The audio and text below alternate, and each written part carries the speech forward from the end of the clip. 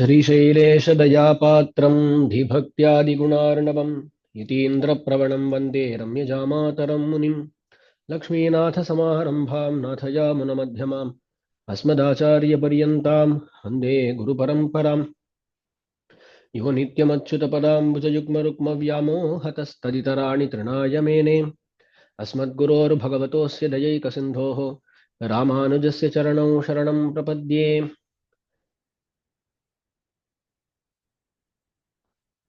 శ్రీ వైష్ణవ గురు పరంపర చాలా ముఖ్యమైన ఒక విషయము.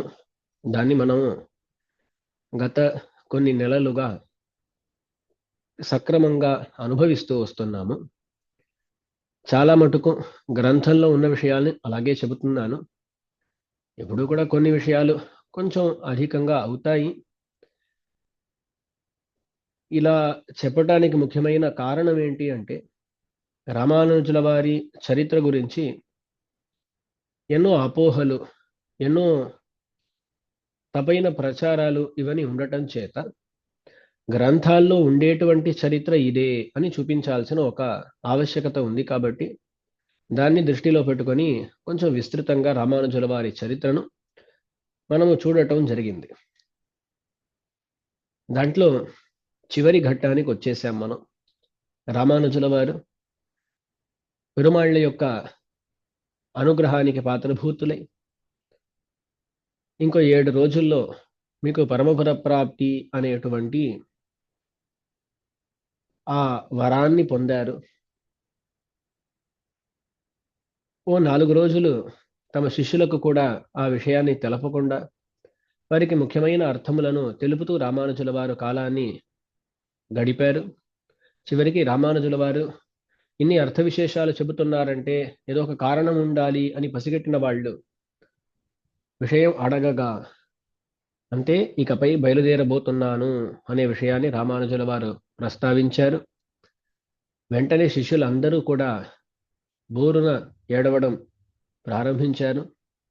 చాలామంది తమలో తాము, స్వామి లేరంటే ఇకపై మనం మాత్రం ఉండటం ఎందుకు, మనం కూడా ప్రాణత్యాగం చేద్దాము అని నిర్ణయించుకోగా రామానుజుల వారు వారిని పిలిపించి, మీరు అలాంటి కార్యములను ఒకనాడు కూడా చేయరాదు అని వాళ్లను ఆజ్ఞాపించి వాళ్ళ ద్వారా శపథము చేయించి అలా ఇంకెన్నో అర్థ విశేషములను తమ శిష్యులకు అనుగ్రహిస్తూ ఇలా ఉండారు. చివరి కాలక్షేపంలో రామానుజుల వారు తమ శిష్యులకు ఇచ్చినటువంటి ముఖ్యమైన ఆదేశమును మనము తెలుసుకున్నాము. పఠిత్వా భాష్యం తత్ప్రవచనం అశక్తౌ షఠరిపోహో గిరిశ్రద్ధ అని ప్రారంభించి, ఒకటి, శ్రీభాష్యాన్ని బాగా చదివి దాన్ని నలుగురికి నేర్పించాలి, మొదటి ఆజ్ఞ. అదేంటండి, రామానుజుల వారు తాము రాసినటువంటి ఆ శ్రీభాష్యాన్ని తామే చదవమంటారేంటి? వారే రాశారు అని దాని మీద అభిమానమా అంటే అది కాదు. ఆ కాలంలో ఒక సంప్రదాయం నిలబడాలి అంటే ఆ సంప్రదాయం యొక్క సిద్ధాంతములను చక్కగా ప్రకటించేటువంటి గ్రంథము నిలబడాల్సి ఉండేది. మన విశిష్టాద్వైత సిద్ధాంతాన్ని నిర్ధారణ చేసేటువంటి గ్రంథము శ్రీభాష్యము అనేది.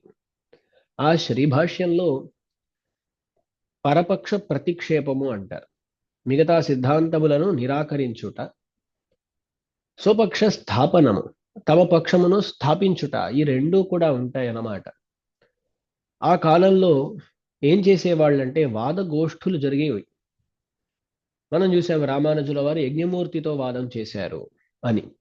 అలా ఆ కాలంలో ఎన్నో వాదములు జరిగేవి. ఒక పండితుడు మరొక పండితుడితో వాదము చేయుట. అలాంటి సందర్భాల్లో ఉపయోగపడేటువంటి గ్రంథం ఏది అంటే శ్రీభాష్యమే.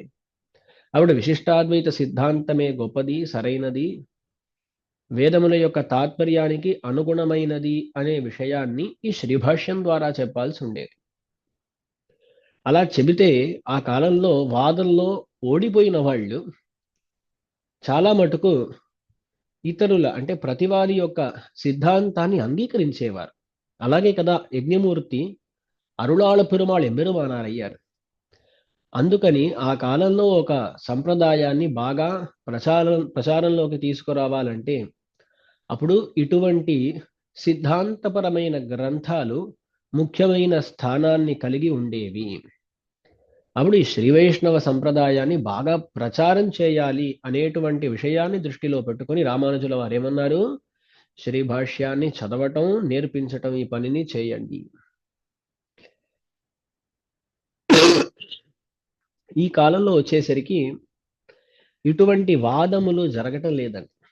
ఎక్కడైనా వాదాలు జరిగిన వాదాలుగా ఉండకుండా ఒకలాగా వివాదంగా మారిపోయి దాంట్లోనూ వ్యక్తిగతమైన దూషణములకు అక్కడ అవకాశం ఏర్పడి దాంతో కాలాన్ని గడపటం, ఒకరి మీద ఒకరు అరుచుకోవటం అలాంటి స్థితి ఏర్పడిపోయిందన్నమాట.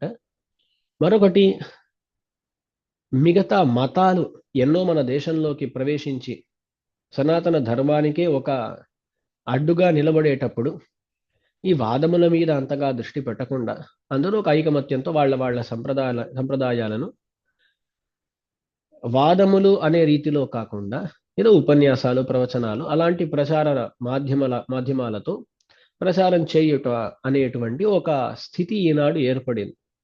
కానీ ఎప్పుడూ కూడా ఒక సిద్ధాంతం బాగా నిలబడాలి అంటే కొన్ని వాదాలు, వివాదాలు ఉంటేనే మంచిది. అప్పుడే ఆ సిద్ధాంతం గురించిన ఒక అవగాహన, సిద్ధాంతాన్ని అనుష్ఠించే వాళ్ళకు కూడా కలుగుతుందన్నమాట. అందుకని అందరూ కూడా శ్రీభాష్యంలో ఉండేటువంటి ముఖ్యమైన విషయములు, విశిష్టాద్వైత సిద్ధాంతం అంటే ఏంటి, పరమాత్మ యొక్క స్వరూపం ఎలా నిరూపించబడింది, ఇటువంటి విషయాలను తెలుసుకోవాలి. మళ్ళీ శ్రీభాష్యంలో ఉండే ప్రతి అధికరణాన్ని తెలుసుకోవటం అందరికీ కాదండి, అందరికీ అది కుదరదు. కానీ దాంట్లో ఉండేటువంటి ముఖ్యమైన అంశాలను తెలుసుకోవాలి. దానికోసమే వెళ్ళి లోకాచార్యుల వారు తత్వత్రయం అనే గ్రంథాన్ని అనుగ్రహించారు. అంటే ఏంటి? శ్రీభాష్యంలో ఉండేటువంటి ముఖ్యమైన విషయాలు దాదాపుగా ఆ తత్వత్రయ గ్రంథంలో వచ్చేస్తాయన్నమాట.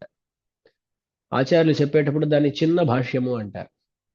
భాష్యం అంత అంటే అంత లోతుగా కాకపోయినా తత్వత్రయం అందరూ శ్రీ వైష్ణవులు ఖచ్చితంగా ఏ విషయాలను తెలుసుకోవాలో ఆ విషయములను చెప్పే రీతిలో ఉంటుందన్నమాట. సో కొంచెం ఆ సిద్ధాంతపరమైన విషయములను కూడా తెలుసుకోవాలి.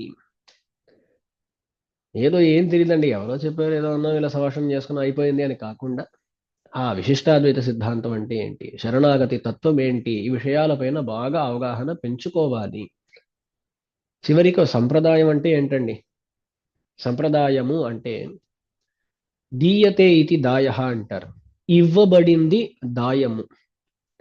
ఆచార్యుల చేత సవ్యముగా ఇవ్వబడింది ఏంటో అది సంప్రదాయము అని చెప్పబడుతుంది. ఇప్పుడు మనం గురు పరంపరను అనుభవిస్తూ వస్తున్నామా? పెరుమాళ్ళు, పిరాట్టి, సేனை ముదలియార్, నమ్మాళ్వార్, నాథమునులు అని వీళ్ల ద్వారా, ఈ గురు పరంపర ద్వారా మనకు అందినటువంటి విషయములే సంప్రదాయము. వాళ్ళు మనకి ఏం అందించారు అంటే దాన్ని రెండుగా చూడవచ్చును. ఒకటి, వాళ్ళు మనకు జ్ఞానాన్ని అందజేశారు. అవునా? సంప్రదాయం అంటే ఏంటండి? ఒకటి, వాళ్ళు మనకు అందించింది జ్ఞానము. మరొకటి, ఎలా ఆచరించాలి అనే విషయములను కూడా చూపించారు వాళ్ళు. మన ఆచార్యులు ఆచరణ ప్రకారం ఎలా ఉండాలి, ఎలా ఆచరించాలి, ఎటువంటి భావనతో ఆచరించాలి అని ఇటువంటి విషయాలను కూడా చూపించారు. అప్పుడు సంప్రదాయం అంటే ఏంటి? మన ఆచార్యుల ద్వారా మనకు ఇవ్వబడింది సంప్రదాయము.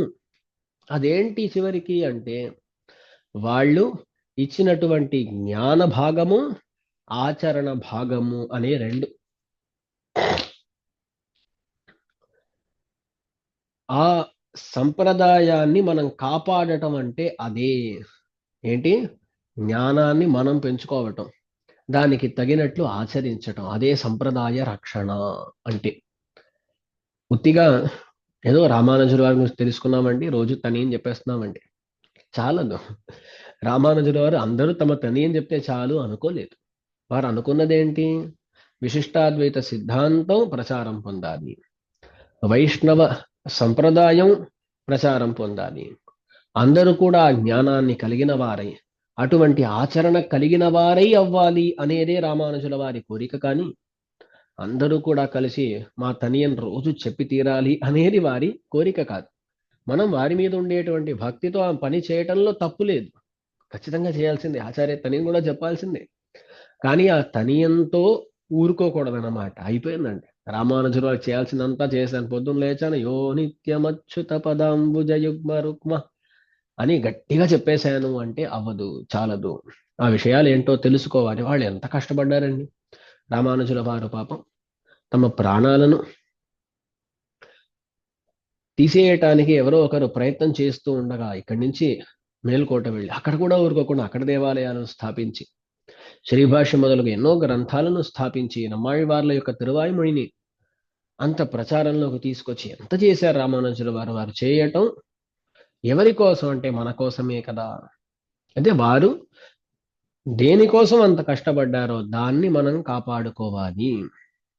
కొన్నిసార్లు ఏమైపోతుందంటే రామానుజుల వారి తని అని చెప్పటం, ఎన్నో దేవాలయాల్లో వారికి విగ్రహ ప్రతిష్టలు చేయటం, అంతా చేసి అయిపోయిందండి అనుకుంటున్నారు. కాదు, వారు కష్టపడింది ఎందుకోసం అంటే వీటి కోసం. ఈ జ్ఞానం అంతటా చేరాలి, ఇటువంటి ఆచరణ అందరూ కూడా చేపట్టాలి అనేటువంటి భావనతోనే వారు చేశారు. అందుకని దాన్ని కూడా మనము నిర్వర్తించటం మన కర్తవ్యము అనే విషయాన్ని అందరూ కూడా ఈ సందర్భంలో పసిగట్టాలి. అందుకే భాష్యాన్ని నేర్చుకోవటం, నేర్పించడం అని ప్రారంభించారు. దాని తర్వాతే దివ్య ప్రబంధములను నేర్చుకోవటం, నేర్పించటం. లేదా ఒక దివ్యదేశానికి వెళ్ళి ఆ దివ్యదేశంలో ఉండేటువంటి వ్యవస్థలు, ఏర్పాట్లన్నీ చూసుకోవటం అన్నారు. అంత సామర్థ్యం లేదండి అంటే ఒక దివ్యదేశంలో వాసం చేయండి. మంచి వాళ్ళ సహవాసం ఏర్పడుతుంది, మంచి జరుగుతుంది, అలాగైనా చేయండి. లేదా అంత లేదా అంటే ఎక్కడున్నారో అక్కడ ద్వయమంత్రాన్ని అర్థంతో పాటు అనుసంధిస్తూ ఉండండి. స్వామి, ఎక్కడ ద్వయమంత్రాన్ని అనుసంధించాలని రోజు సంకల్పిస్తున్నాం కానీ మర్చిపోతామండి. అలాగే ఉంది అంటే చివరికి అన్నారు, ఒక వైష్ణవుడు భాగవతోత్తముడు అతని యొక్క అభిమానానికి పాత్రభూతులై బతకండి అన్నారు. అంత చాలు. ఒక వైష్ణవుడు మనని చూసి ఇతను మనవాడే ఏమనుకోవాలండి, ఇతను మనవాడే అనుకుంటే చాలు. వాళ్ళ గోష్ఠిలో మనం చేరిన వాళ్ళం అవుతాము, అది చాలన్నారు రామానుజుల వారు. అయితే ఈ 6 నియమనములు, వీటిలో అన్నీ చేస్తే మంచిది, దాంట్లో ఎంత కుదిరితే అంత చేయటం మంచిది. ఇలా తమ అంతిమ దశలో రామానుజుల వారు తమ శిష్యులకు ఎన్నో ఉపదేశాలను చేశారు. అవి చాలా ముఖ్యం. ఆ ఉపదేశాలకు తగినట్లుగా ఆచరించటం చాలా ముఖ్యము అనే విషయాన్ని అందరూ కూడా ఈ గోష్ఠిలో ఇప్పుడు అనుసంధించగలరు అయిందండి. ఇలా రామానుజుల వారు ఎన్నో ఉపదేశాలు, దాంట్లో కొన్ని ఉపదేశాలు మనం అనుభవించాము. ఇలా ఉపదేశాలన్నీ చేశారు. అలా చేస్తూ చేస్తూ చివరికి ముఖ్యంగా తమ శిష్యులకు ఎప్పుడూ కూడా భగవంతుణ్ణి చేరుకోవటానికి ప్రతిబంధకములైన భాగవతాపచారము, ఆచార్యాపచారము, భాగవత ఆచార్య అపచారములు, వీటి విషయంలో చాలా జాగ్రత్తగా ఉండండి అనే విషయాన్ని మళ్ళీ మళ్ళీ చెప్పి రామానుజుల వారు తాము పరమపదానికి వేంచేయటానికి సన్నద్ధులయ్యారు. 7 రోజులు పూర్తయిపోయాయి. రామానుజుల వారు సన్నద్ధులయ్యారు. ఆ సందర్భంలో అంతటా సకల మంగళ వాద్యములు ఘోషిస్తూ ఉండగా అక్కడ ఉండేటువంటి శిష్యులందరూ కూడా ఎన్నో రకాల వేద భాగములను, దివ్య ప్రబంధ భాగములను అలా అనుసంధిస్తూ ఉండగా రామానుజుల వారు అలా పరమపదానికి వెళ్ళటానికి సన్నద్ధులయ్యారు. ఇక్కడ గురుపరంపర ప్రభావంలో కొన్ని కోశాల్లో ఉండేటువంటి ఒక చరిత్రం అదేంటి అంటే, చివరికి ఆ పరమపదానికి వేంచేయటానికి సన్నద్ధమైన ఆ సందర్భంలో కూడా రామానుజుల వారు ఆ రోజు కూడా పొద్దున్న తమ నిత్యానుష్ఠానాలన్నిటినీ చేసుకున్నారంట. తాము అంటే స్నానం చేయటం మొదలగు అనుష్ఠానాలన్నిటినీ చేసి దాని తరువాత తమకు అశక్తి, ఇక నిలబడలేని ఆ స్థితి ఉన్నా సరే దాన్ని ఆలోచించకుండా, దాన్ని పట్టించుకోకుండా రామానుజుల వారు ఏం చేశారు అంటే నిలుచొని సంధ్యావందనం కోసం అని అర్ఘ్యప్రదానం చేసి, సంధ్యావందనంలో భాగంగా అర్ఘ్యప్రదానం చేసి ఆ సంధ్యావందనాన్ని కూడా పూర్తి చేశారంట. అంటే ఏంటి? తాము చేయవలసినటువంటి కైంకర్యములు, నిత్య నైమిత్తిక కర్మములను కైంకర్యముగా చేయాలి. ఆ కైంకర్యముల్లో ఎటువంటి హాని లేకుండా, అంటే ఒక కొరత లేకుండా. మనం ఏం చేస్తామండి, కొంచెం అలా జ్వరం వచ్చేటట్లు ఉందంటే, జ్వరం వచ్చిందని చెప్పలేదు దాసుడు, వచ్చేటట్లు ఉందంటే అయ్యా ఇది చేయాలా అది చేయాలా అని ఆలోచిస్తాం మనం అన్నమాట. కానీ అలా కాదు. వారికి ఏంటి, అంత వయస్సు 120 సంవత్సరాలు. ఆ సందర్భంలో కూడా రామానుజుల వారు సంధ్యావందనం చేయటానికి, అర్ఘ్యప్రదానం చేయటానికి ఆలోచించలేదన్నమాట. మరి ఏం చేశారు, అంత ఆసక్తి ఉన్నా సరే చేయాలి అనే పట్టుదలతో ఆ సంధ్యావందనాన్ని కూడా పూర్తి చేశారు అనే విషయం ఇక్కడ చెప్పబడుతుంది. అలా చేసి దాని తరువాత అక్కడ తాము రోజు చేసేటువంటి ఆ అనుష్ఠానాలన్నిటినీ కూడా సమాప్తి చేసుకుని దాని తరువాత పెరుమాళ్ల యొక్క మాల ప్రసాదము మొదలగు ఆ విషయాలన్నిటినీ కూడా స్వీకరించి రామానుజుల వారు రహస్యత్రయాన్ని అర్థానుసంధానేన సహా, ఇప్పుడు కూడా ద్వయమంత్రాన్ని అనుసంధించిన మూలమంత్రాన్ని, అంటే అష్టాక్షరి మహామంత్రాన్ని అనుసంధించిన, చర్మశ్లోకాన్ని అనుసంధించిన అర్థాలతో పాటు అనుసంధించాలి అంటారు. మన సంప్రదాయంలో ఉత్తిగా జపము చేయుట, పారాయణము చేయుట, దాని మీద మన వాళ్ళు దృష్టి పెట్టలేదు. ఇంత సంఖ్యతో చేయాలి, ఇలా చేయాలి, అలా చేయాలనేటువంటివి వాటి మీద దృష్టి పెట్టలేదు. ఎంత అవుతంత చేయండి, ఆ అర్థాన్ని అనుసంధిస్తూ ఉండటం ప్రాప్యము అనేటువంటి భావనతో ఎప్పుడు అర్థానుసంధానం చేసేవాళ్ళు. సో ఉత్తిగా మంత్రాన్ని అనుసంధించకుండా అర్థములతో పాటు మంత్రాన్ని అనుసంధించుట అనే విషయాన్ని గమనించాలి. అలా చేస్తూ పెరిపెరుమాళ్లను ఉద్దేశించి వారు నమస్కరించి దాని తరువాత తమ శిష్యులందరినీ కూడా మళ్ళీ అపరాధ క్షామనం వేడుకొని, ఎన్నో తప్పులు చేసి ఉంటాను, దాన్ని అందరూ కూడా మన్నించగలరు అని అలా చెప్పి దాని తరువాత పద్మాసనాసీనులై పద్మాసనంలో ఉంటూ తమ ఆచార్యులైన వారిని ధ్యానం చేస్తూ, ఆళవందార్లను ధ్యానం చేస్తూ, అలాగే ఆ పరవాసుదేవుని మీద పరమభక్తి కలిగిన వారై ఆ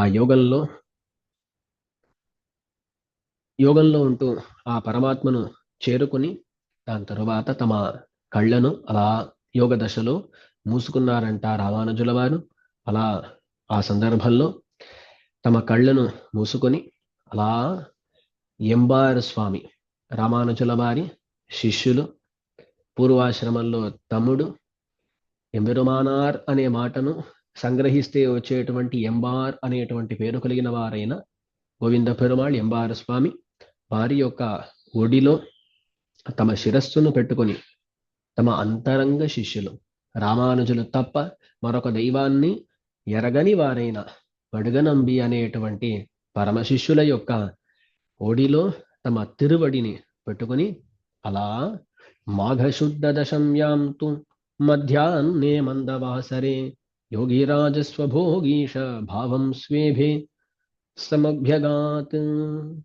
రామానుజుల వారు ఒక మాఘమాసంలో శుద్ధ దశమి నాడు మధ్యాహ్న సమయంలో వారు యోగిరాజులైన వారు, యతిరాజులైన వారు స్వభోగీష భావం సమభ్యగాతని తాము ఆదిశేషుల యొక్క అవతారం కాబట్టి ఆ ఆదిశేషుల యొక్క భావాన్నే ఆ సందర్భంలో ప్రాపించారు అని ఇలా చెప్పేట్లుగా రామానుజుల వారు అక్కడి నుంచి ఈ లోకాన్ని ఉజ్జీవింపించటం కోసం, అంటే ఈ లోకాలకు ఉజ్జీవనాన్ని కలిగించటం కోసమని అవతరించినటువంటి రామానుజుల వారు అన్ని సంవత్సరాలు ఇక్కడ వేంచేసి ఎన్నో కైంకర్యములు నిర్వర్తించి సంప్రదాయాన్ని ప్రతిష్ఠితం గావించి దాని తరువాత ఇక బయలుదేరే సమయం వచ్చింది అని ఇక్కడి నుంచి అలా పరమపదానికి వేంచేశారు. ఇలా వేంచేయగా అక్కడ ఉండే వాళ్ళందరూ కూడా శిష్యులందరూ కూడా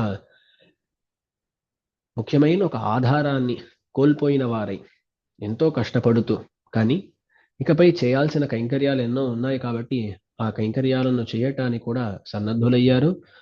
ఒక పక్కన కష్టం, కానీ ఒక పక్కన కైంకర్యాలు కూడా చేయాలి, రామానుజుల వారు ముందే ఆజ్ఞాపించారు, ఎవ్వరు కూడా ప్రాణత్యాగం లాంటి పనులు చేయరాదు అని. అందుకని ఎలాగో అందరూ కూడా తమలో తాము ఒక్కొక్కరిని ఓదార్చుకుని కైంకర్యాలు చేయటానికి సన్నద్ధమయ్యారు. రామానుజుల వారు తమ దివ్యమంగళ విగ్రహాన్ని విడిచేటప్పుడు ఏ కష్టం లేకుండా సుఖంగా అలా విడిచిపెట్టారు. దానికి కారణం ఏంటి అంటే, శరణాగతి గద్యంలో భాగంగా పెరుమాళ్ళు రామానుజుల వారికి ఎన్నో వరములను ఇచ్చారు. ఒకటేంటి, ద్వయమర్థానుసంధానేన సహ సదా ఏవం వక్త యావత్ శరీరపాతమత్రైవ శ్రీరంగే సుఖమాస్వాం. యావత్ శరీరపాతం అయ్యేదాకా మీరు ఇక్కడే సుఖంగా ద్వయాన్ని అర్థానుసంధానంతో పాటు అనుసంధిస్తూ అలా ఉండగలరు, ఉండాలి, ఉంటారు అని ఒక వరాన్ని ప్రసాదించారు పెరుమాళ్ళు, నంబెరుమాళ్ళు. అది మాత్రం కాకుండా శరీరపాత సమయేతు కేవలం మదీయయైవ దయయా అతి ప్రబుద్ధ మామేవ అవలోకయన్ అప్రచ్యుత పూర్వ సంస్కార మనోరథ జీర్ణమివ వస్త్రం సుఖేన ఇమాం ప్రకృతిం స్థూల సూక్ష్మ రూపాం విసృజ్య. పెరుమాళ్ళు ఇచ్చిన వరం అండి అది. ఏమన్నారు వారు?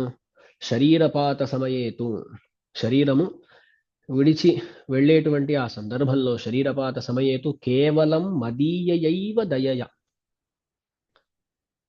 పెరుమాళ్ళ యొక్క మాట, మదీయయైవ దయయ, మదీయయా దయయ, నా యొక్క దయచేత. అది మాత్రం కాదు, మదీయ దయయైవ అంటే ఏంటి? నా దయతోనే. దాంట్లో కేవలం మదీయయైవ దయయ అంటే అర్థం ఏంటి? మనము చేసేటువంటి పని ఏది కూడా కారణం కాదండి, భగవంతుని దయా మాత్రమే కారణము. అక్కడ చూడండి, మదీయయైవ దయయ, దాంట్లో కేవలం మదీయయైవ దయయ, ఏవ శబ్దం ఉంది. అది మాత్రం కాకుండా కేవలం అనేటువంటి పదం ఉంది. వీటన్నిటినీ ఇక్కడ చూసాము అంటే అర్థం ఏంటి? పరమాత్మ యొక్క కృప మాత్రమే కారణము. కేవలం మదీయయైవ దయయ అతి ప్రబుద్ధ. శరీరపాత సమయంలో కూడా మీకు జ్ఞానం అలాగే ఉంటుంది. కొందరికి మరణ దశ వచ్చేసరికి జ్ఞానం లేకుండా పోతుంది, ఏం జరుగుతోందో ఏం అర్థం కాదు. కానీ అలా కాకుండా అతి ప్రబుద్ధ, మంచి జ్ఞానము కలిగిన వారై, కాన్షియస్నెస్ అంటారు కదా, అది మానకుండా మామేవ అవలోకయన్, నన్ను చూస్తూనే వెళ్తారు మీరు. మామేవ అవలోకయన్ అప్రచ్యుత పూర్వ సంస్కార మనోరథ, ముందు మీకుండేటువంటి ఆ కోరిక, నన్ను చేరుకోవాలనే కోరిక, అది కొంచెం కూడా మారదు. మీ సంస్కారాలు ఏం మారవు. అప్రచ్యుత పూర్వ సంస్కార మనోరథ జీర్ణమివ వస్త్రం సుఖేన ఇమాం ప్రకృతిం స్థూల సూక్ష్మ రూపాం విసృజ్య. స్థూల రూపంగాను సూక్ష్మ రూపంగాను ఉండేటువంటి ప్రకృతి అంటే ఇంకేదో కాదు, ఈ దేహం ఏదైతే ఉందో అదే ప్రాకృతమైన దేహము. అటువంటి ఆ ప్రాకృతమైన దేహాన్ని సుఖేన, జీర్ణమివ వస్త్రం, ఒక వస్త్రం ఉందండి, ఆ వస్త్రాన్ని మనం ఎన్నో ఏళ్లుగా నెలలుగా వాళ్ళ రీతి ఎలాగో, కొంతమంది కొన్నిసార్లు ఒక వస్త్రం ధరిస్తే చాలా అనుకుంటారు. ఆ కాలంలో అలా కాదండి, అందరూ కూడా కష్టపడేవాళ్ళు అనమాట. ఒక వస్త్రం ఉందంటే అది చిరిగేదాకా పెట్టుకునేవాళ్ళు. చిరిగిన తరువాత కూడా ఎంతో మంది పెద్దలు ఏం చేసేవాళ్ళు అంటే, చిరిగిన ఆ ప్రదేశాన్ని మాత్రం, అంటే ఒకటేంటంటే కుట్టిన వస్త్రములను ధరించరు అనమాట ఆ కాలపు పెద్దలు. అందుకని ఏం చేశారు, కుట్టకుండా ఏం చేశారంటే దాంట్లో ఒక ముడి వేసుకునేవాళ్ళు అనమాట. ఇంత పెద్దగా చిరిగిపోయిందని కూడా అక్కడ ముడి వేసుకోవటం, అలా కాలాన్ని గడిపేవాళ్ళు. కానీ చివరికి ఒక వస్త్రమైనది ఇక ఉపయోగానికి వీలు రాదు అన్నట్లు ఒక స్థితిని కలిగిందంటే అప్పుడు ఏం చేస్తాం, వదిలేస్తారన్నమాట. ఇప్పుడు ఒక వస్త్రం ఉందండి, ఇకపై దీన్ని ధరించలేమంటే ఏం చేస్తాం, ఆ వస్త్రాన్ని వదిలేసి ఇంకో వస్త్రాన్ని ధరిస్తాం అన్నమాట. ఇప్పుడు ఆ వస్త్రాన్ని వదలటం ఏమైనా కష్టం ఉంటుంది ఏంటి? ఏం ఉండదు. అలాగే జీర్ణమివ వస్త్రం సుఖేన ఇమాం, ఒక జీర్ణమైన వస్త్రాన్ని విడిచిపెట్టినట్లుగా సుఖముతో సుఖంగా ఈ ప్రకృతిని అంటే శరీరమును విడిచిపెట్టి మీరు నిత్య కైంకర్యానికి చేరుకుంటారు అని పెరుమాళ్ళు ఇచ్చిన వరం అన్నమాట.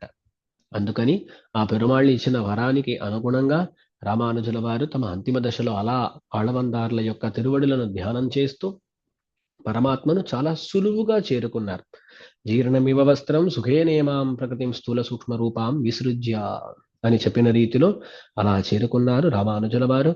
అలా చేరుకోగా కందాడ యాండాన్ అరుళాడ పెరుమాళ్ ఎమ్మెరుమానార్ ఎంబార్ భట్టర్ వడుగనంబి ఎంతో మంది శిష్యులు వాళ్ళందరూ కూడా బోరున ఏడిచి అసలు ఇకపై మాకు గతి ఎవరు అన్నట్లుగా ఆలోచిస్తూ చాలా కష్టపడి రోధిస్తూ ఇకపై జరగాల్సినటువంటి ఆ కైంకర్యముల కోసం వాళ్ళందరూ సన్నద్ధులయ్యారు. ఒక పక్క ఇలా ఇక్కడ జరుగుతూ ఉండగా మఠంలో ఒక పక్క పెరుమాళ్ళు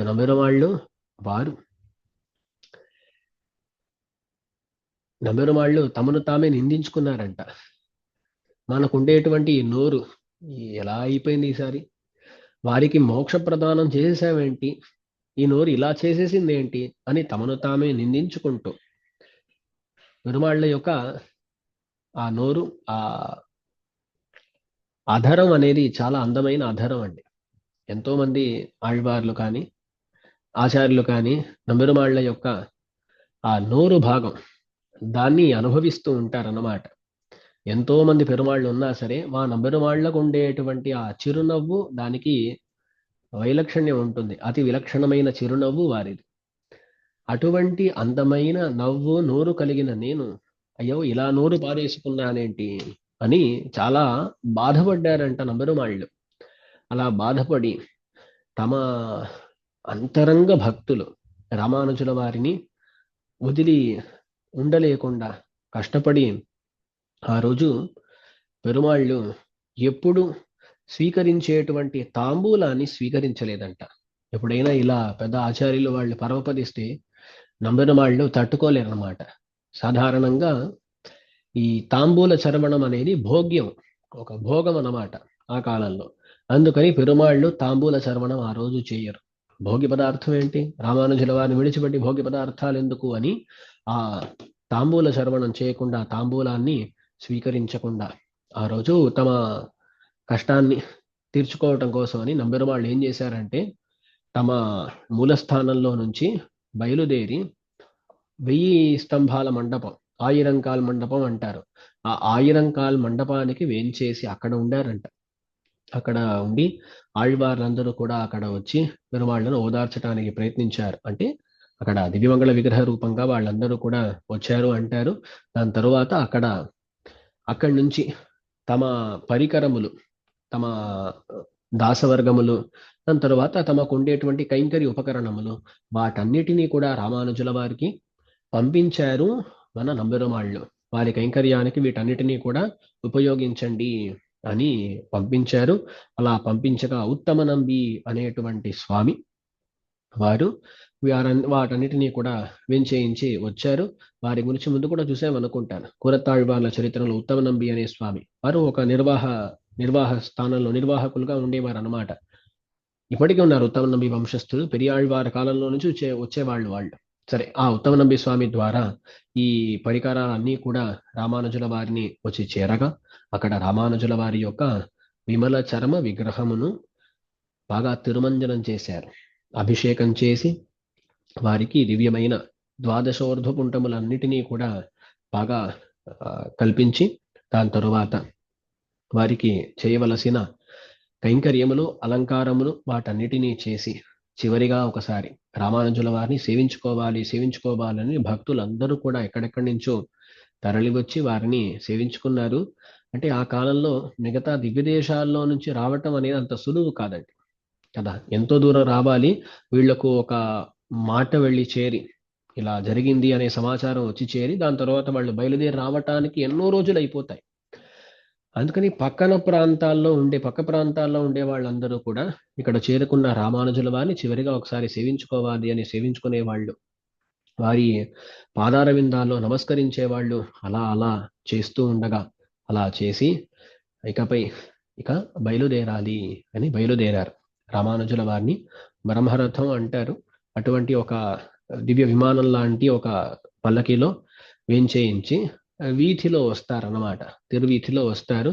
అలా తిరువీధిలో రామానుజుల వారి యొక్క విమల శర్మ విగ్రహాన్ని వేంచేపిస్తూ అలా రాగా అప్పుడు అందరూ కూడా అక్కడ దర్శనంలో రామానుజుల వారు పరమపదానికి వేంచేశారు అని ఘోషిస్తూ రాగా అక్కడ ఉండేటువంటి పెద్ద పెద్ద విద్వాంసులు, పండితులు, వేద విద్వాంసులు వాళ్ళు అందరూ కూడా వేద భాగములను, దివ్య ప్రబంధములను వాటన్నిటిని అనుసంధిస్తూ కొందరు స్తోత్రాలు అనుసంధిస్తున్నారు, కొందరు రామానుజుల వారి గురించి ప్రబంధాలు అనుసంధిస్తున్నారు, కొందరు వేద భాగాలను అనుసంధిస్తున్నారు.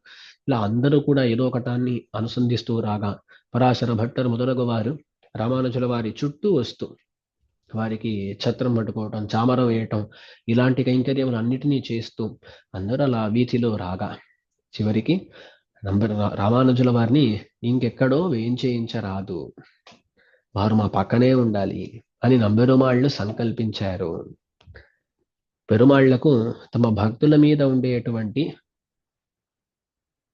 ఒక ప్రేమ అటువంటిది. ఎంత ప్రేమ అంటే ఆ భక్తుల యొక్క దివ్యమంగళ విగ్రహాన్ని తన పక్కనే పెట్టుకోవాలనుకుంటాడు పరమాత్మ పెరుమాళ్ళు. అలా ఎన్నో సందర్భాల్లో చేశారన్నమాట. ఒకటేంటంటే నమ్మాళ్వార్ల యొక్క తిరువాయుమొழிలో మనం చూడవచ్చును. నమ్మాళ్వార్ల యొక్క తిరువాయుమొழிలో 10 అంటే దశమ శతకంలో నమ్మాళ్వార్లకు పరంపదం ఇవ్వటానికి తయారయ్యారు పెరుమాళ్ళు.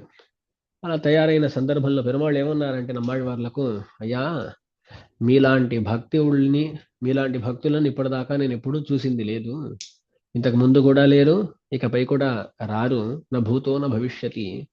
అటువంటి భక్తిమంతులైన మిమ్మల్ని ఈ శరీరంతోనే పరమపదానికి తీసుకువెళ్తాను అన్నాడు పరమాత్మ. సాధారణంగా వెళ్ళేది ఎవరు అంటే జీవాత్మ వెళ్తారు కదా, శరీరం అనేది ఇక్కడ ఉండిపోతుంది, జీవాత్మ వెళ్ళాలి, జీవాత్మకే మోక్షము. కానీ పెరుమాళ్ళు ఏమని సంకల్పించారంటే, కాదు కాదు, ఇటువంటి భక్తి మీకు ఈ శరీరంలో కలిగింది కదా, అందుకని ఈ శరీరాన్ని కూడా నేను తీసుకువెళ్తాను అని పెరుమాళ్ళు సంకల్పించారు. కానీ పెరుమాళ్ల సంకల్పాన్ని తిరస్కరించారు నమ్మాళ్వారు. నమ్మాళ్వాళ్ళు అన్నారు, అయ్యా నీకేం తెలుసు, అసలు ఈ శరీరం గురించి నాకు తెలుసు, నీకు అసలేం తెలియదు, నువ్వు ఇలాగే అంటావు, ఇక్కడ భక్తి కలిగింది దీన్ని కూడా తీసుకువెళ్తాను అని అంటావు, కానీ ఈ శరీరంతో ఉండేటప్పుడు నేను పడే కష్టాల గురించి నీకు అసలు ఏం తెలుసు. ఇది ప్రాకృతమైన శరీరము, ఈ ప్రాకృత శరీరము అజ్ఞానాన్ని కలగజేస్తూ భక్తిని తక్కువ చేస్తూ ఇలాంటి ఎన్నో కష్టాలను ఏర్పరిచేది, దీంతో రావటం అనేది కుదరదయ్యా, మంగవొట్టు. పెరుమాళ్ళ కాళ్ళ మీద పడిపోయారు అనమాట నమ్మాళ్ళ వాళ్ళు, అయ్యా నువ్వేమైనా చెయ్యి, ఇలాంటి పని మాత్రం చెయ్యకు అని. ఇరువిసింబిలిత్తుడన్ కొండేగా ఇవరి చెవు పార్తిరుందా సుత్తి సొల్లం మారన్ సెంజొల్ అరుళ్ పెరువార్ అడియార్ అనేటువంటి ఆశ్చర్యమైన తిరువాయుమడి దశకం. దాంట్లో దాని యొక్క సంగ్రహాన్ని వరవరమని పనవాళ్ళ మహామునులు అంటున్నారు. ఏమంటున్నారు? ఇరువిశంబిలు ఇత్తుడన్ కొండేగా, నమ్మాళ్వార్లను వారి శరీరంతో పాటు తీసుకువెళ్ళటానికి భగవంతుడు ఆశపడగా వీరు అనుమతి ఇవ్వాలి అని పెరుమాళ్ళు చూశారు. కానీ వింజుదలై కండు అవనై కాల్గట్టి కై విడివిత్తు కొండ అంటారు. దాని తర్వాత వచ్చేటువంటి సెంజూర్ కవిహాళ్ అనేటువంటి దశకంలో నమ్మాళ్వార్లు ఎలాగో పెరుమాళ్ల యొక్క తిరువడిలో పడిపోయి, అయ్యా ప్రార్థించుకుంటాను, ఏమైనా చెయ్యయ్యా, ఈ దేహాన్ని మాత్రం తీసుకువెళ్లకు అని ఎలాగో ప్రార్థించి ఆ పరమాత్మ మోక్షానికి తీసుకువెళ్తాను, పరమపదానికి తీసుకువెళ్తాను అంటే వద్దు అని నిరాకరించారు. చివరికి ఎలాగో అలాగో ఎవరు? నమ్మాళ్వార్లు. అయితే చూడండి, జ్ఞానం కలిగేది ఆత్మకు, భక్తి కలిగేది ఆత్మకు, పరమపద ప్రాప్తి ఆత్మకే. కానీ ఆ నమ్మాళ్వార్లకు ఇటువంటి భక్తి ఈ శరీరంలో కలిగింది కదా అని చూసి ఆ శరీరంతో పాటు వారిని తీసుకువెళ్ళాలనుకున్నప్పుడు అప్పుడు చివరికి ఏం చేశారు అంటే ఆళ్వార్లు కాదు అనేసరికి సరైన వదిలేశాడు పెరువాడు, వదిలేశాడు భగవంతుడు. కానీ నమ్మాళ్వార్లు పరమపదించిన తరువాత అక్కడ ఉండేటువంటి ఆళ్వారు తిరునహరిలో ఉండేటువంటి ఆదినాథ స్వామి వారేం చేశారంటే, మా నమ్మాళ్వార్ల యొక్క తిరుమేని మాతోనే ఎప్పుడూ ఉండాలి, వారు ఎక్కడైతే ఆ చింత చెట్టు కింద ఉన్నారో ఆ చింత చెట్టు కిందే నమ్మాళ్వార్ల తిరుమేనిని కూడా వేంచేపించాలి అని అలా ఆజ్ఞాపించగా అక్కడే వారి తిరుమేనిని నిక్షిప్తం చేశారు అని అంటారు. అంటే అది గుడి లోపలే కదా, గుడి లోపలే తన యొక్క గుడి లోపలే నమ్మాళ్వార్ల తిరుమేనిని నిక్షిప్తం చేసుకున్నారు ఎవరు? ఆదినాథ స్వామి. అక్కడ కూడా అలా చూడవచ్చును. అలాగే మన నంబెరుమాళ్ళు కూడా రామానుజుల వారి యొక్క గొప్పతనాన్ని మనస్సులో పెట్టుకొని, దాన్ని దృష్టిలో పెట్టుకొని, ఈ రామానుజుల వారిని ఇంకెక్కడో నిక్షిప్తం చేయటం అనేది తప్పు. రామానుజుల వారు సన్యాసాశ్రమాన్ని స్వీకరించిన వారు కాబట్టి ఆ రామానుజుల వారి యొక్క తిరుమేనిని ఖననం చేస్తారన్నమాట. వాళ్లకు దహన సంస్కారం ఉండదు యతులకు, వాళ్లకు ఖనన సంస్కారం ఉంటుంది. ఆ ఖనన సంస్కారం ఎక్కడ చేయాలి అంటే తన దేవాలయం లోపల ఉండేటువంటి మండపంలోనే చేయాలి అని పెరుమాళ్ళు సంకల్పించారు. అందుకని రామానుజుల వారిని అక్కడే ఖనన సంస్కారం చేయించారన్నమాట. రామానుజుల వారికి ఆ కైంకర్యాన్ని అక్కడే నిర్వర్తించారు. అందుకని ఇప్పుడు ఎక్కడైతే శ్రీరంగంలో రామానుజుల వారి సన్నిధి ఉన్నదో దేవాలయం లోపలే అన్నమాట, ఆళవందార్ లాంటి పెద్దవాళ్లకు కూడా ఆ భాగ్యం కలగలేదు. ఆ సౌభాగ్యం రామానుజుల వారికే. సంప్రదాయమే రామానుజుల సంప్రదాయం కదా. వారి కోసమని పెరుమాళ్ళు దేవాలయంలోనే జరగాలి అని సంకల్పించగా, అలాగే ఇప్పుడు మనం చూసేటువంటి ఆ రామానుజుల వారి సన్నిధిలో అక్కడే వారికి సంస్కారాలన్నీ జరిగాయి. ఆ సంస్కారాలు చేసిన వారెవరు అంటే తిరుక్కురుహైపిరాన్ పిళ్ళాన్. తిరుక్కురుహైపిరాన్ పిళ్ళాన్ వారు రామానుజుల వారికి పుత్రస్థానీయులు, పుత్రులండి వారు. అదేంటండి, రామానుజుల వారు సన్యాసి కదా, వారి పుత్రులు ఉంటారా అంటే జ్ఞానపుత్రులు, అభిమాన పుత్రులు వారు. అంటే రామానుజుల వారు వారి మీద అంత ఆశతో ప్రేమతో ఉండేవారు. అందుకని వారిని తమ పుత్రులుగానే భావించేవారు అన్నమాట రామానుజుల వారు. అటువంటి జ్ఞాన సంబంధం, ఆత్మ సంబంధం ఉండవచ్చునండి, తప్పేం లేదు. అందుకని అటువంటి రామానుజుల వారి యొక్క పుత్రస్థానీయులైన తిరుక్కురుహైపిరాన్ పిళ్ళాన్ అనేటువంటి మహాత్మలు, వారే తిరువాయుమొழிకి మొదట వ్యాఖ్యానం అనుగ్రహించిన పెద్దలు. ఆరాయిరప్పడి అనేటువంటి వ్యాఖ్యానం అనుగ్రహించారు. వారి ఈ సంస్కారాలన్నిటినీ కూడా నిర్వర్తించారు అంటారు. అలా నిర్వర్తించారు.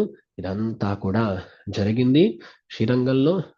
నబెరుమాళ్ళు పెరుమాళ్లను అంటే రామానుజుల వారిని వదలటానికి సంకల్పించకుండా వారి తిరుమేనినైనా తనతో పాటు పెట్టుకోవాలి అని తమ దేవాలయంలోనే నిక్షిప్తం చేసుకున్నాడు.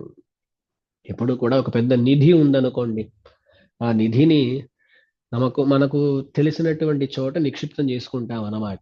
అలాగే రామానుజుల వారు ఒక పెద్ద నిధి, శ్రీ వైష్ణవులందరికీ కూడా నిధి కాబట్టి ఆ నిధి అయిన రామానుజుల వారిని రామానుషన్ ఎందన్ మా నిధియే అంటారు. ఎవరు? తిరువరంగ తముదన రామానుష నూట్రందాదిలో వచ్చేటువంటి పాశురం అండి. ఎందన్ మా నిధి అంటారు, పెద్ద నిధి వారు. అటువంటి నిధి అయిన రామానుజుల వారిని తన దేవాలయంలోనే నిక్షిప్తం చేసుకున్నాడు మన రంగడు. అలా నిక్షిప్తం చేసుకోగా దాని తరువాత ఇలా కైంకర్యాలన్నిటినీ కూడా ఎలా చేయాలో అలా సవ్యంగా అందరూ కూడా నిర్వర్తించారు. అందరికీ ఒక పక్కన కష్టం ఉన్నా సరే చేయాల్సిన కైంకర్యములను కూడా చేశారు. అక్కడ కందాడయాండాన్ అనే స్వామి, కందాడయాండాన్ వారే శ్రీపెరంబూదూరులో రామానుజుల వారి దివ్యమంగళ విగ్రహ ప్రతిష్ఠ చేయించిన వారు. గుర్తుందా? ఆ కందాడయాండాన్ అనే స్వామియే శ్రీరంగంలో కూడా రామానుజుల వారిని ఎక్కడైతే నిక్షిప్తం చేశారో అదే చోట వారి యొక్క దివ్యమంగళ విగ్రహాన్ని ప్రతిష్ఠింపజేశారు. అంటే ఏంటి? రామానుజుల వారి కింద ఉండే రామానుజుల వారు అలా పైన ఆవిర్భవించినట్లుగా ఉంటుంది అనేటువంటి సంకల్పంతో అక్కడ అలా దివ్యమంగళ విగ్రహాన్ని ప్రతిష్ఠింపజేశారు. అక్కడ ఉండేటువంటి శ్రీ సూక్తిని అలాగే రాసుడు చదివితాను. ఎంబెరుమానారై எல்லாரும் சேவித்து உஜ்ஜீவிக்கும்படி மீளவும் அவ்விடத்திலே ஆவிர்பவித்தா போலே இருக்க அர்ச்சாவதாரமாக ఏరియరుల பண்ணி ప్రతిష్ఠిప్పిత్తరుడినార్. కందాడయాండాన్ స్వామి వారు చేసింది ఏంటి అంటే నంబెరుమాళ్ అనుమతియుడనే, నంబెరుమాళ్ల యొక్క అనుమతితో ఎంబెరుమానారై రామానుజుల వారిని ఎల్లారం సేవిత్తు ఉజ్జీవికుంబడి, రామానుజుల వారు పరమపదానికి ఏం చేశారు?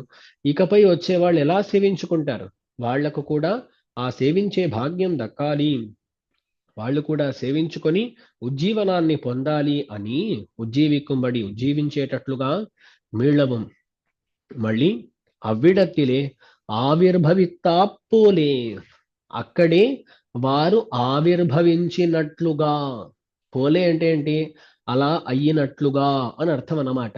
అంటే వారు ఆవిర్భవించారని కాదు, వారు అక్కడి నుంచి ఆవిర్భవించారేమో అని భావించేటట్లుగా, ఆవిర్భవించినట్లుగా అర్చావతారమాగ, అర్చావతారంగా ఏరియరులప్పణ్ణి ప్రతిష్ఠిప్పిత్తరుడినార్, ఆ తిరుమేనిని అక్కడ ప్రతిష్ఠింపజేశారు అని. ఎందుకు దాసుడు ఇంత చెబుతున్నాను ఇక్కడ అంటే, చాలా మంది వచ్చి అడుగుతూ ఉంటారు. ఎప్పుడు ఈ ప్రశ్న అడగని వాళ్ళు ఉండరండి. శ్రీరంగానికి వచ్చేసి రామానుజుల వారిని సేవించుకున్న వాళ్ళందరూ కూడా వచ్చి అడిగేది ఏంటంటే, స్వామి రామానుజుల నిజ దివ్య విగ్రహమే కదా స్వామి అంటారు. అందరూ అలా పాపం విశ్వసించి సేవిస్తున్నారు. వారి యొక్క దివ్యమంగళ విగ్రహమే, దాంట్లో అసలు సందేహం లేదండి. వారి యొక్క దివ్యమంగళ విగ్రహమే, కానీ వారిని అలా నిక్షిప్తం చేసేశారు అనేటువంటి ఒక అపోహ, అది తప్పండి. ఎందుకంటే సన్యాసులకైన క్రమం ఏంటి అంటే ఖనన సంస్కారం, అది ఎలా చేయాలో అలా చేసేశారు. అది అయిపోయిందనమాట. అలా చేసిన తరువాత, అదైపోయిన తర్వాత అక్కడే ఆ ప్రదేశంలోనే పైన రామానుజుల వారి దివ్యమంగళ విగ్రహాన్ని ప్రతిష్ఠింపజేశారు. అంతేకాని అక్కడ ఎన్నో కథలండి. మాకు కొందరు చెబుతూ ఉంటే వింటాం అనమాట. గ్రంథాల్లో ఏం లేవు. కొందరు అంటారు రామానుజుల వారిని అలా పెట్టేశారు, వారిని ఆ తిరుమేనిని కాపాడటం కోసమని కుంకుమ పువ్వు అవన్నీ పెట్టుకొని కాపాడుతున్నారు అని కొందరు అంటారు. మరొకరు కొందరు అంటే లోపల పెట్టేశారంట, దాని తర్వాత కొన్ని రోజుల తర్వాత వారే ఆవిర్భవించారంట కదా స్వామి అన్నారు ఎవరు. అలా ఎన్నో రకాల కథలు. అలా ఏం లేదండి. అలా దివ్యమంగళ విగ్రహము, ఆ ప్రతిష్ఠింపజేసినటువంటి దివ్యమంగళ విగ్రహాన్ని కాపాడటం కోసం దాన్ని ఎప్పుడూ కూడా, ఇప్పుడు మన రంగనాథ స్వామి ఉన్నారనుకోండి, వారికి తైలము, ఆ తైలము రాస్తారనమాట. తైలకాపు అని చెప్పేసి అది చేసి ఎన్నో నెలల తరబడి వారి దర్శనం, తిరువడి దర్శనం ఉండదు శ్రీరంగంలో. ఎందుకంటే తైలకాపు అంటారు. ఆ తైలాన్ని రాసి వారి దివ్యమంగళ విగ్రహాన్ని కాపాడతారనమాట. అప్పుడు ఆ దివ్యమంగళ విగ్రహాన్ని కాపాడటానికి ఎన్నో రకాల ప్రయత్నాలు చేస్తారు. అటువంటి ప్రయత్నంలో భాగంగా రామానుజుల వారి దివ్యమంగళ విగ్రహాన్ని కాపాడడం కోసం అని ఆ కుంకుమపు, దాని తర్వాత పచ్చకర్పూరం అంటారు, వాటన్నిటినీ కలిపి అక్కడ వారి యొక్క దివ్యమంగళ విగ్రహాన్ని కాపాడుతూస్తున్నారు. అది ఒకటి. కానీ అందుకు అని కింద ఉన్న వారు అలా పైకి వచ్చారనో అలాంటి అపోహలకు మనము దారి ఇవ్వరాదు. వారు రామానుజుల వారి, వారు ఎక్కడ దివ్యమంగళ విగ్రహం, మన ఇంట్లో ఒక చిన్న రామానుజుల వారి విగ్రహం ఉన్న వారు రామానుజుల వారే, అందరూ రామానుజుల వారే. అందుకని ఇలా ఉన్నారు అనేటువంటి ఆ ఒక తపైన ప్రచారము, దానికి దారి ఇవ్వకూడదు. అదేంటంటే అక్కడ సన్నిధిలో ఉండేవాళ్ళు కూడా అలాగే చెబుతున్నారండి. అందుకనే పాపం మిగతా వాళ్ళ దోషం కాదు, అందరూ అలా చెప్పేసరికి అందరూ కూడా దాన్ని నమ్ముతున్నారు. కాబట్టి అలా కాదు, ఇలాగే జరిగింది, గ్రంథంలో ఉండే విషయాన్ని దాసుడు చదివి మరీ చెప్పానన్నమాట. ఇలా చేశారు అని. దాంట్లో అంటే వారికి ఇంకా గోళ్ళు పెరుగుతున్నాయండి, వారికి ఇంకేనేనో చెబుతున్నారు అన్నమాట. అలాంటివి ఏం లేదు. వాటికి అలాంటి మాటలకు అవకాశం ఇవ్వరాదు.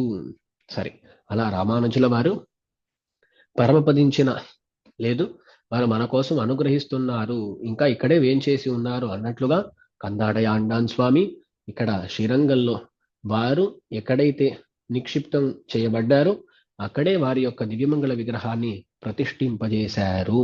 ఇప్పటికి కూడా మనం ఆ దివ్యమంగళ విగ్రహాన్ని సేవించుకోవచ్చును, అక్కడికి వెళ్ళవచ్చును, అక్కడ వారి యొక్క కటాక్షములకు పాత్రభూతులు అవ్వచ్చును. సరే, ఇలా రామానుజుల వారు 120 సంవత్సరాలు కదా, అన్ని సంవత్సరాలు ఇక్కడ వేంచేసి ఉండి ఎన్నో కైంకర్యములను చేసి చివరికి తమ ఆచార్యుల యొక్క ధ్యానంతో పాటు అలా మళ్ళీ పరమపదానికి వేంచేశారు అనేటువంటి ముఖ్యమైన విషయము. వారి యొక్క చరిత్రము అనేది ముందే మనం చూసాము. ఎన్నో గ్రంథాల్లో ఎంతో వైభవం వారి గురించి చెప్పబడి ఉన్నది, వర్ణించబడి ఉన్నది. కానీ మనం కూడా ఏదో ఒకటి ప్రారంభించాం, ఏదో ఒక చోట పూర్తి చేయాలి కాబట్టి పూర్తి చేస్తున్నాం. కానీ అలా పూర్తి చేశామని రామానుజుల వారి వైభవం ఇంతతో అయిపోయిందని కాదు, ఎంతో వైభవం. కానీ మనం అలా కొంచెం అంటే మన ఆచార్యులు చెబుతూ ఉంటారు, పెరుమాళ్ల వైభవం ఉందండి, పెరుమాళ్ళ యొక్క వైభవాన్ని మనం పూర్తిగా అనుభవించగలుగుతామా, వర్ణించగలుగుతామా అంటే జరుగుతుందా? జరగదు. అది ఎలాగూ పూర్తిగా అనుభవించలేమండి అని వదిలేయగలుగుతామా అంటే అలా వదిలేయలేము. ఏదో ఎంతవరకు వీలవుతుందో అంతా అనుభవించాలి. అదే అంటారు, కురత్తాళ్వాన్లు అంటారన్నమాట శ్రీస్తవంలో. ఏమంటారు? క్షోదీయానపి దుష్టబుద్ధిరపి నిస్నేహోప్యనీహోపి తే కీర్తిం దేవి లిహన్నహం నచ బిభేమి అజ్ఞో న జిహ్రేమి చ దుష్యేత్సాతు న తావతా నహి శునా లీఢాపి భాగీరథి దుష్యేచ్ఛ్వాపి న లజ్జతే నచ బిభేతి ఆర్తిస్తు శామ్యేచ్ఛునః. ఒక గంగ అంత పెద్దగా ప్రవహిస్తూ వెళ్తుందన్నమాట గంగ. ఆ గంగలో తన దాహాన్ని తీర్చుకోవటం కోసం అని ఒక శునకం వస్తుంది. ఆ శునకం వచ్చేసి అక్కడ తన దాహాన్ని తీర్చుకుంటుంది. దాసుడు బదరికాశ్రమ యాత్ర కోసం వెళ్ళినప్పుడు హరిద్వార్లో అలా మేము స్నానం చేస్తూ ఉండగా పక్కన అలాగే ఒక శునకం వచ్చిందన్నమాట. దాన్ని చూసిన వెంటనే దాసుడికి ఇదే గుర్తొచ్చింది, ఈ శ్లోకమే గుర్తొచ్చింది అనమాట. వెంటనే ఫోటో తీసుకురా అన్నాను. మా తమ్ముడిని ఫోటో కూడా తీసి పెట్టుకున్నాడు. అదేంటి అంటే నహిషునా లీఢాపి భాగీరథి అనేటువంటి ఆ వాక్యం గుర్తుకొచ్చింది. ఇప్పుడు ఆ శునకం వచ్చేసి గంగను ముట్టింది. అయ్యో, శునకం ముట్టేసిందండి, గంగ అపవిత్రం అయిపోయింది అనుకుంటామా? శునకం ముట్టడం వల్ల గంగ అపవిత్రము కాదు. ఇప్పుడు ఆ శునకం అయ్యో గంగను ముట్టేశాను అనేది లజ్జిస్తుందా అంటే అది లజ్జించదు, దానికి లజ్జ ఏమి ఉండదు. ఇప్పుడు చివరికి ఏమిందంటే గంగకు కూడా ఏ హాని లేదు. పాపం ఆ శునకం వచ్చింది, తన దాహాన్ని తీర్చుకుందా లేదా అంతే. అది భయపడలేదు, లజ్జ పొందలేదు, కానీ దాని దాహం తీరింది. అలాగే గంగలాంటి పవిత్రమైన వైభవము కలిగినది మన అమ్మవారు. ఆ అమ్మవారి యొక్క వైభవాన్ని నీచుడైన నేను స్పర్శిస్తున్నాను. వారిని మొత్తం అనుభవించబోతున్నానా? వారి యొక్క వైభవాన్ని పూర్తిగా చెప్పబోతున్నానా? లేదు. అందుకని భయపడాల్సిన అవసరం లేదు. నేను సిగ్గుపడాల్సిన అవసరం లేదు. చివరికి నాకు భక్తి ఉంది, ఏదో చేయాలనే ఆతృత ఉంది, దానికి అలా పాడుకున్నాను అంతే అని కురత్తాళ్వాన్లు అంటారు. అలాగే ఆ అమ్మవారి వైభవం ఎంతో అంత వైభవము మన రామానుజుల వారిది. ఇంకెక్కువ వైభవం అని కూడా చెప్పవచ్చును. అటువంటి వైభవాన్ని మనం పూర్తిగా అనుభవించలేమనేది సత్యము. కానీ అందుకని అనుభవించకుండా ఉండలేము. మనకు ఈ నోరు ఇవ్వబడింది అంటే ఎందుకు? ఆచార్యుల యొక్క వైభవాన్ని ప్రకాశింపజేయటం కోసమే. అందుకని మనకెంత వీలవుతుందో అంత వాళ్ళ యొక్క వైభవాన్ని చెప్పి మన జీవనాన్ని, మన ఇంద్రియములను సార్థకం చేసుకోవాలి. ఆ రీతిలో ఏదో తెలిసింది వాగుతూ ఇలా రామానుజుల వారి వైభవాన్ని సంగ్రహంగా తెలిపాడు ఈ దాసుడు. సరే, అలా రామానుజుల వారు ఈ సిద్ధాంతాన్ని ప్రతిష్ఠితంగా వించి వారు పరమపదానికి వేంచేశారు.